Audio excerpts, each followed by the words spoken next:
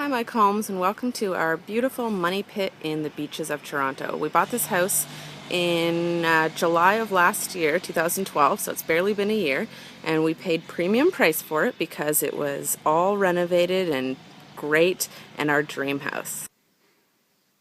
The house was staged to the nine and move-in ready, so we thought that we wouldn't have any work to do except for decorate. Unfortunately, so far, we've been completely wrong. The staging was done so well that it patched up anything that looked like an issue. We had a home inspector, of course, who said everything was pretty darn good. But so far, in the 9 months that we've lived here, we have fixed a basement leak that leaked 2 times in the first 6 weeks of us living here, and they said they've never had that before.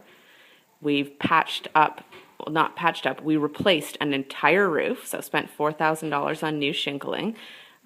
We have put in a new water heater, we've patched multiple small little issues, and needless to say, we haven't been having a lot of good luck lately.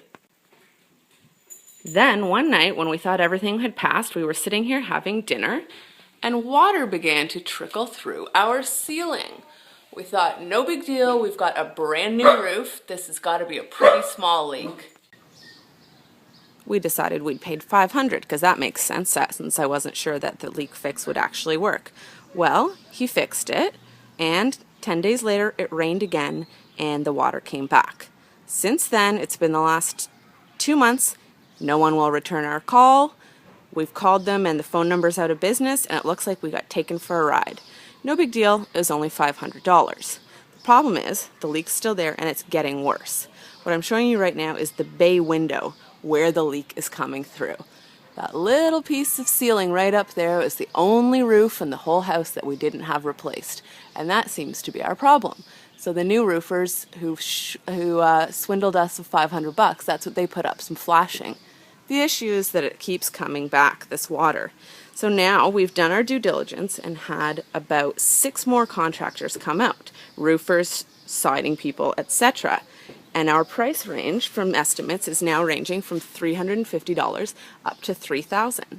What do? We have no idea how to determine what the problem is and what a good estimate is. I personally think it's the siding, and so we're probably going to go with a $3,000 job. The thing that I'm really concerned about is that we are going to open up a Pandora's box and find even more. They've told us that there's a lot of rot behind this window. I think that we're living in an entirely rotten house, and it scares me to death. The bay window design is problematic from the start, and I actually know this from watching one of your shows. Look, it's propped up on nothing, so there's about 3 feet underneath it.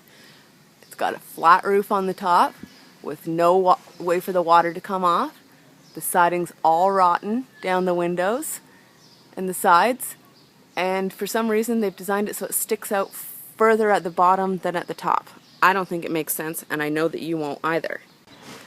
So our questions to you is, how do you know what type of an estimate to go for when they have such a massive range and you're not sure what the problem is?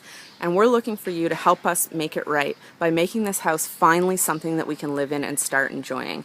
It's been a year of being really upset with all of the fixes that were hidden from us that we'd have to do. We've learned a lot about staging, and we probably wouldn't fall for that again.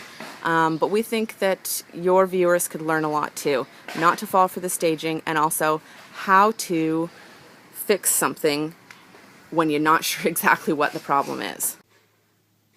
Please come help us make it right. We've got a little bit of water, but a big, big problem. And we really just want to start making our house a home. And this guy is real sick of us spending our money on fixes.